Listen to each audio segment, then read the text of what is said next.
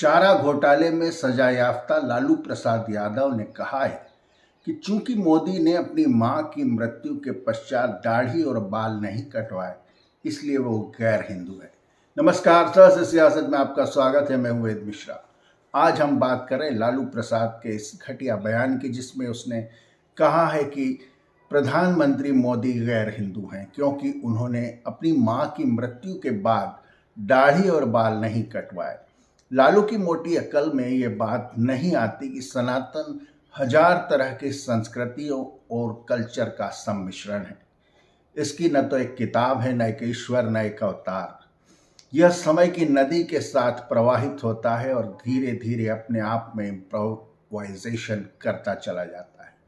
हर किसी को सनातन को अपने हिसाब से परिभाषित करने का अधिकार है।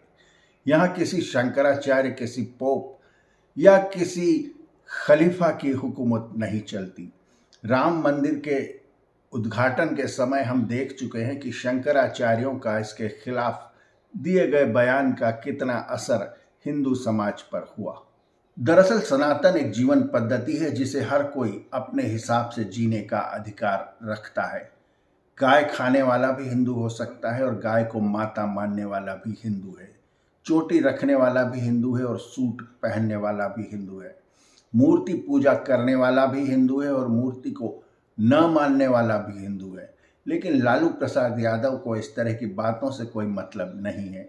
उन्होंने प्रधानमंत्री मोदी को सिर्फ इस बात पर गैर हिंदू घोषित कर दिया कि उन्होंने मुंडन नहीं कराया।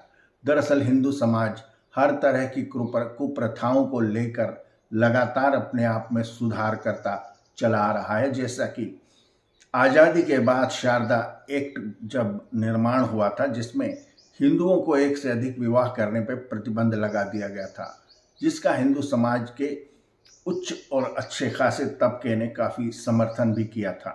जबकि किसी शास्त्र, किसी पुराण में इस बात का जिक्र नहीं है कि हिंदुओं को एक विवाह करना चाहिए। आपको शायद याद न होगा, जब विदेशी मेहमान राष्ट्रपति भवन में या प्रधानमंत्री से मिलने आते हैं, आज तक आते रहे हैं, तो उन्हें गिफ्ट में क्या दिया जाता था?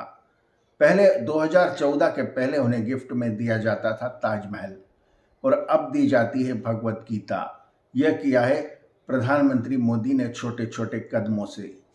मूर्ति भंजकों के देश में अबू धाबी में सबसे बड़ा मंदिर स्थापित हो चुका है, जो कि मोदी के ही प्रयासों का परिणाम है। ऐसे शख्स को लालू ने गैर हिंदू बताकर अपनी छोटी और मोटी अकल दोनों का सबूत दे दिया है। इसके अलावा इसी सभा में लालू प्रसाद यादव ने प्रधानमंत्री मोदी के बारे में कहा कि उनका तो कोई बच्चा है नहीं, न उनका परिवार है, तो फिर वो परिवारवाद पर हमला कैसे कर सकते हैं?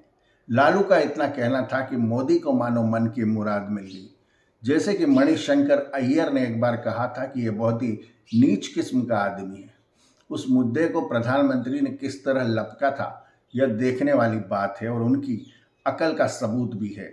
उसके जस्ट बाद सूरत में एक सभा हुई थी, जिसमें मोदी ने एक बेहद इमोशनल भाषण दिया था और उस सभा में उपस्थित हजारों लोगों की आंखों से आंसू बहने लगे थे।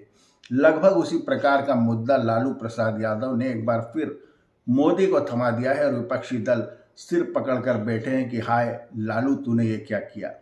अब प्रधानमंत्री मोदी और बीजेपी इस मुद्दे को लेकर 2024 के मैदान में कूद पड़े हैं और लगातार इस बात पर जोर दे रहे हैं कि प्रधानमंत्री मोदी का परिवार पूरा देश है। ऐसा ही ब्लंडर राहुल गांधी भी कर चुके हैं, जब उन्होंने चौकीदार चोर है का नारा दिया था। इन लोगों को इतनी समझ अभी तक नहीं आई, दो चुनाव हारने के बाद भी, कि प्रधानमंत्री मोदी पर जितना व्यक्तिगत हमला किया जाएगा वो उतना ज़्यादा उन्हें फायदा होगा। उनके बारे में चुप रहकर ही उनसे लड़ा जा सकता है। बहरहाल लालू प्रसाद यादव ने दोनों ही बातों में मोदी को एक ऐसा हथियार थमा दिया है जिसकी वजह से उनका यह नारा सार्थक हो सकता है कि अब की बार 400 पार। नंबर 1, उन्होंने कहा कि मोदी गैर हिंदू हैं। नंबर 2, उन्होंने कहा कि मोदी के न तो बच्चे हैं न परिवार। सहज सियासत में आज इतना ही। अगली बार किसी नए मुद्दे पर बात करेंगे। वीडियो देखने का शुक्रिया। चैनल को सब्सक्राइब करें और बेल आइकन के बटन को दबाएं, ताकि जब नया वीडियो अपलोड हो तो उसकी सूचना आपको तुरंत मिल जाए। धन्यवाद। नमस्ते।